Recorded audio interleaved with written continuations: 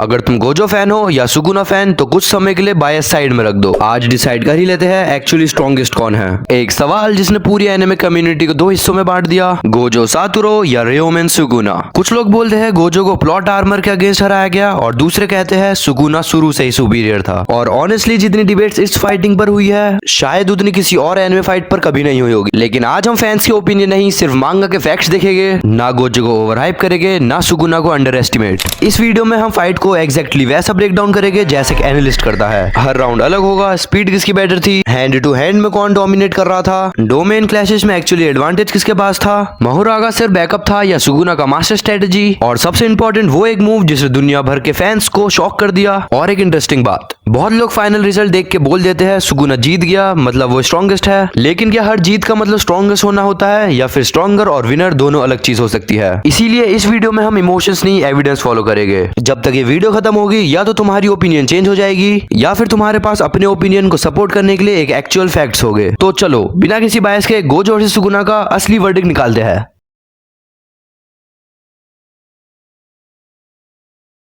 तो हमारे सातुरो गोजो और रियोमेन सुगुना की फाइट शुरू होती है। इनके राउंड 1 में क्या होता है, क्या गोजो सच में डोमिनेट कर रहा था? अगर किसी ने सिर्फ फाइट का फर्स्ट हाफ भी देखा होता तो बिना सोचे बोल देता गोजो जीत रहा था। और ऑनेस्टली ये सिर्फ एक फैन ओपिनियन नहीं है, मांगा के अंदर जो हुआ उसको फ्रेम बाय फ्रेम देखो तो शुरुआत में मोमेंटम ऑलमोस्ट पूरा गोजो के पास ही था। लेकिन क्वेश्चन ये है, क्या गोजो सिर्फ डोमिनेट कर रहा था या सुगुना जानबूझकर को सैक्रिफाइस कर रहा था? चलो बिल्कुल बिगिनिंग से देखते हैं। तो हमारी फाइट ऑफिशियली स्टार्ट होने से पहले ही गोजो ने एक इंसेन मूव कर दिया। उसने उताहिमे के बूस्ट और इचिसी के बैरियर सपोर्ट से साथ गोजो ने 200% हॉलो पर्पल लॉन्च किया। एक नॉर्मल हॉलो पर्पल भी सिटी लेवल डिस्ट्रक्शन क्रिएट करता है और यहाँ उसका डबल आउटपुट था। यह अटैक सिर्फ डैमेज देने के लिए नहीं था, इसका पर्पस था सुगुना को पहले सेकंड से ही प्रेशर में डाल देना। और जो गोजो चाहता था वो हुआ भी। सुगुना को हेविली डैमेज हुआ, उसकी बॉडी बर्न भी हुई और सुगुना को इमीडिएटली रियलाइज हो गया कि गोजो मजाक करने तो नहीं आया। इंटरेस्टिंग बात यह है, सुगुना ने इस अटैक को डॉज नहीं किया। इसका दो पॉसिबिलिटीज बनती है, या तो वो उसका फुल स्केल प्रेडिक्ट ही नहीं कर पाया या उसने डैमेज एक्सेप्ट किया क्योंकि उसका लॉन्ग टर्म प्लान कुछ और ही था। अब समझते हैं कि गोजो को हिट करना आखिर इम्पॉसिबल क्यों है। बहुत लोग बोलते हैं कि इनफिनाइट शील्ड है, लेकिन टेक्निकली इनफिनाइट शील्ड नहीं है। और इसी पॉइंट में सुगुना की असली प्रॉब्लम स्टार्ट होती है, क्योंकि टच ही नहीं कर पाओगे तो अटैक कैसे करोगे। अब फाइट क्लोज कॉम्बैट में एंटर करती है और ऑनेस्टली यहाँ गोजो एक मॉन्स्टर लग रहा था। वो सिर्फ पंचेस नहीं मार रहा था, हर मूवमेंट में वो साथ में ब्लू और रेड कंबाइन कर रहा था। ब्लू से अपोनेंट को अपनी तरफ खींचना, रेड से ब्लास्ट करना और फिर फिजिकली हिट कनेक्ट करना। ये कॉम्बो इतना स्मूथ था कि सुगुना बार बार डिफेंसिव पोजीशन में आ रहा था। एक चीज नोटिस करना, गोजो कभी भी स्टैटिक फॉर्म में फाइट नहीं करता, वो कंटिन्यूसली अपना एंगल चेंज करता रहता है, कभी साइड कभी ऊपर कभी टेलीपोर्ट जैसे मूवमेंट्स। इस वजह से सुगुना को हर सेकंड में अडेप्ट करना पड़ रहा था। और अगर इनकी स्पीड कंपेयर करें कि आखिर कौन ज्यादा फास्ट था, तो अर्ली फाइट में एज गोजो के पास ही था। सुगुना रिएक्ट कर रहा था, गोजो इनिशिएट कर रहा था। और फाइट में इनिशिएटिव बहुत इंपॉर्टेंट होता है। इनिशिएटिव का मतलब तो आपको पता ही होगा, बट जिनको नहीं पता मैं उनको बता दूं, इसका मतलब वो होता है जो फाइट स्टार्ट करता है। मतलब सिर्फ फाइट नहीं, मतलब कुछ भी चीज स्टार्ट करना। और जो पहले अटैक कंट्रोल करता है वही टेम्पो कंट्रोल करता है। और टेम्पो कंट्रोल करना मतलब होता है स्पीड को कंट्रोल करना। फिर आता है वो मोमेंट जहां फाइट का एक्साइटमेंट और भी बढ़ गया। गोजो लैंड करता है अपना flashback, I mean black flash. Black flash कोई नॉर्मल क्रिटिकल हिट नहीं होता, ये कर्स एनर्जी को परफेक्ट टाइमिंग के साथ इंपैक्ट करता है और इसका पावर नॉर्मल अटैक से मल्टीपल टाइम ज्यादा होता है। जब गोजो ने ब्लैक फ्लैश कनेक्ट किया ना, सुगुना सीरियसली विजिबली शेक हुआ और इसी फेज पर गोजो का कॉन्फिडेंस पीक पर था। बहुत लोग इस फेज को देखकर बोलते हैं कि सुगुना वीक था, बट नहीं, सुगुना वीक नहीं था, वो सरवाइव कर रहा था। और दोनों चीजें अलग है, डिफरेंस समझो। गोजो का गोल था कि सुगुना को फिनिश करना और सुगुना का गोल था फाइट को उस डायरेक्शन में लेके जाना जहां इन्फिनिटी का सॉल्यूशन मिल सके। इन्फिनिटी का सॉल्यूशन मतलब गोजो को टच करने का सॉल्यूशन। अब गोजो का कॉन्फिडेंस देखो, फाइट के बीच में गोजो का एक्सपीरियंस भी बहुत कुछ बताता है। वो स्माइल कर रहा है, जोक भी क्रैक कर रहा है, भाई सीरियसली जोक क्रैक कर रहा है और उसको जेन्युइनली लग रहा था कि वो कंट्रोल में है। लेकिन उस मोमेंट के हिसाब से उसके पास रीजन भी था। क्यों? क्योंकि उसने किसकी फाड़ के रखी है? सुगुना की। भाई अब एक हिडन डिटेल बताता हूँ जो बहुत लोग फर्स्ट वॉच में ही मिस कर देते हैं। इस पूरी अर्ली फेज में सुगुना सिर्फ अटैक को अब्सॉर्ब नहीं कर रहा था, वो इन्फॉर्मेशन कलेक्ट भी कर रहा था। और ये डिटेल बाद में मोहरागा वाले राउंड में बहुत इंपॉर्टेंट बनेगी। मतलब जब हमें लगा था कि गोजो कंप्लीटली डोमिनेट कर रहा है, तब सुगुना ऑलरेडी फ्यूचर मूव को प्रिपेयर कर रहा था। अब देखो, इनकी फाइट का फेज 1 तो खत्म होता है, यानी राउंड 1 तो खत्म होता है और इस राउंड का क्लियरली जो भी कहते हैं क्लियरली विनर गोजो था। बट अगर राउंड 1 में गोजो ने मोमेंटम कंट्रोल कर रखा है तो राउंड 2 में सुगुना ने पूरा गेम ही चेंज कर दिया। और ये चेंज सिर्फ पंचेस से नहीं हुआ, ये हुआ डोमेन से। ऑनेस्टली जुजुत्सु काइसेन का ये पार्ट इतना कॉम्प्लेक्स है कि बहुत लोग सिर्फ फाइनल रिजल्ट देखते ही समझ जाते हैं कि सुकुना बस डोमेन जीत गया, लेकिन रियलिटी उससे काफी ज्यादा इंटरेस्टिंग है। चलो स्टेप बाय स्टेप देखते हैं। सबसे पहले बेसिक्स क्लियर करते हैं। जुजुत्सु काइसेन में डोमेन एक्सपेंशन सिर्फ एक बड़ा अटैक नहीं होता, ये एक ऐसी जगह होती है जहाँ यूजर्स की टेक्निक ऑलमोस्ट गारंटेड हिट मानी जाती है, इसीलिए इसको सॉर्सरर्स का अल्टीमेट ट्रम्प कार्ड माना जाता है। और जब दुनिया के दो स्ट्रॉन्गेस्ट सॉर्सरर्स अपना डोमेन एक साथ यूज करे तो नॉर्मली एक ही डोमेन सर्वाइव करता, लेकिन यहाँ प्रॉब्लम ये थी दोनों के डोमेन ऑलमोस्ट इक्वल लेवल के थे, यानी अल्टीमेट वर्सेस अल्टीमेट। सबसे पहले गोजो का डोमेन अल्टीमेट वॉइड। बाहर से देखने में ये बस एक ब्लैक स्पेस लगता है, लेकिन अंदर क्या होता है वही इसको टेरिफाइंग बनाता है। जो भी इसके अंदर आता है उसके ब्रेन को एक इन्फिनाइट इन्फॉर्मेशन मिलना स्टार्ट हो जाती है, मतलब तुम्हारे बॉडी रुक जाती है, तुम्हारे दिमाग ओवरलोड हो जाता है और तुम इफेक्टिवली फाइट नहीं कर पाते। इसी वजह से पहले भी गोजो ने इस डोमेन से स्पेशल ग्रेड कर्सेस को सेकंड में फ्रीज कर दिया था। अगर कोई नॉर्मल सोर्सरर इसके अंदर होता तो फाइट वहीं खत्म हो जाती। अब आते हैं सुगुना का डोमेन मैलीवोलेंट श्राइन। और ऑनेस्टली ये डोमेन जेजेके का रूल ही तोड़ देता है, क्योंकि ऑलमोस्ट हर डोमेन एक बैरियर के अंदर बनता है, बट क्या सुगुना, उसको बैरियर की जरूरत ही नहीं। इसको मांगा में एक डिवाइन टेक्निक जैसा कंपेयर किया गया है। इमेजिन करो बाकी लोग एक रूम में अपना डोमेन बनाते हैं, सुगुना पूरा सिटी ब्लॉक को ही अपना डोमेन बना लेता है, यानी बैरियर लेस डोमेन। और यही वो डिटेल है जो फाइट का डायरेक्शन चेंज करती है। गोजो का डोमेन एक बैरियर के अंदर एग्जिस्ट करता है, सुगुना का डोमेन ओपन है, मतलब जब दोनों डोमेन क्लैश करते हैं सुगुना सिर्फ अंदर नहीं बाहर से भी गोजो के बैरियर को कंटिन्यूअसली अटैक कर रहा होता है।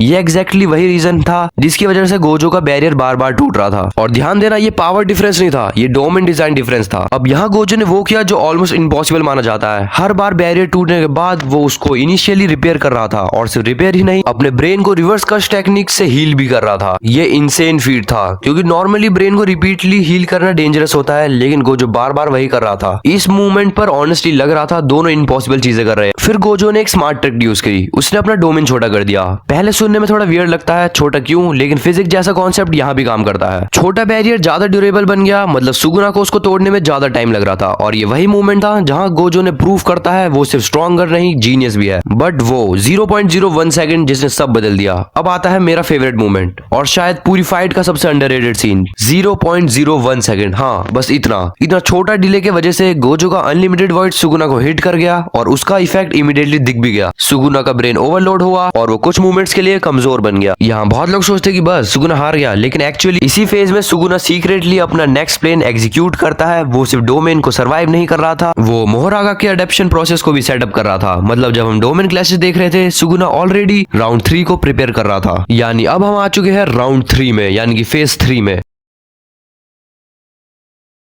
ये वही पॉइंट है जहां पूरी जुजुत्सु काइसेन फैंडम दो पार्ट में डिवाइड हो गई, जो कि सिर्फ एक नाम से, मोहरागा। कुछ लोग बोलते हैं सुगुना मोहरागा के बिना कभी नहीं जीत सकता था, और दूसरे कहते हैं मोहरागा भी सुगुना की एक पावर का ही पार्ट था। लेकिन असली सवाल ये नहीं था, असली सवाल ये था क्या मोहरागा सिर्फ एक बैकअप समन था, या सुगुना ने शुरू से ही पूरी फाइट को इस पॉइंट तक लाने का प्लान बनाया था। और जब मांगा को केयरफुली देखो तो आंसर एक्सपेक्टेड से भी काफी ज्यादा इंटरेस्टिंग निकलता है। सबसे पहले मोहरागा को समझते हैं। मोहरागा 10 शैडोज टेक्निक का एक स्ट्रॉन्गेस्ट शिकिगामी है, लेकिन इसकी असली पावर स्ट्रेंथ नहीं है। इसकी असली पावर है अडेप्शन। मतलब अगर मोहरागा किसी अटैक को सरवाइव कर लेता है तो धीरे धीरे वो उस अटैक को अगेंस्ट अडेप्ट करना स्टार्ट कर देता है। और उस अडेप्शन का सिंबल है उसके सर के ऊपर घूमने वाला व्हील।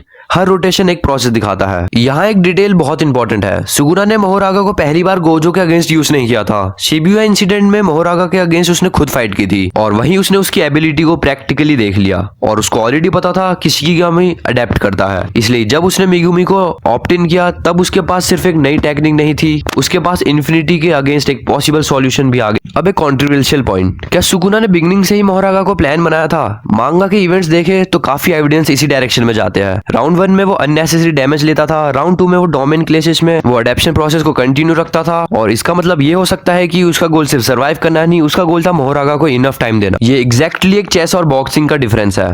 गोजो बॉक्सिंग फाइट जीत रहा था, सुगुना चेस गेम खेल रहा था। अब सोचो, सुगुना जितना भी पावरफुल हो, अगर इन्फिनिटी को टच ही नहीं कर सकता तो डायरेक्ट अटैक का क्या फायदा? इसी वजह से मोहरागा इंपॉर्टेंट बन गया, क्योंकि मोहरागा फोर्स से इन्फिनिटी को नहीं तोड़ रहा था, वो उसको समझ रहा था। फाइट के बीच में एक चीज बार बार दिख रही थी, मोहरागा का व्हील बार बार रोटेट हो रहा था। बहुत लोग तो बस इसको कूल एनिमेशन समझते हैं, लेकिन एक्चुअली अडेप्शन का सिग्नल था। मतलब मोहरागा कंटिन्यूअसली इन्फिनिटी के बिहेवियर को लर्न कर रहा था, और ये प्रोसेस इनिशियली कंप्लीट नहीं हुआ, इसलिए सुगुना को टाइम चाहिए था। इसी वजह से वो कुछ रिस्की मूवमेंट्स में भी फाइट को स्ट्रेच करता दिखा। और फिर आता है वो मूवमेंट जहां सब कुछ चेंज हो गया। मोहोरागा फाइनली ऐसा अटैक करता है जो गोजो के इन्फिनिटी को बाईपास कर देता है। ये सिर्फ एक हिट नहीं था, ये प्रूफ था कि एडेप्शन कंप्लीट हो चुका है। और इसी सेकंड पर सुगुना के पास वो आंसर आ गया जिसका वो इतनी देर से वेट कर रहा था। और यहाँ गोजो की सबसे बड़ी प्रॉब्लम सामने आती है। जब तक उसको रियलाइज होता है कि एडेप्शन ऑलमोस्ट कंप्लीट हो चुकी है, तब तक बहुत लेट हो चुकी होती है, क्योंकि प्रॉब्लम मोहोरागा नहीं रहा, प्रॉब्लम बन चुका है सुगुना का नेक्स्ट मूव। अगर राउंड 3 में सुगुना को इन्फिनिटी का फॉर्मूला मिल गया, तो राउंड 4 में गोजो ने वो किया जो सीरियसली पूरी एनिमे कम्युनिटी को लगा कि बस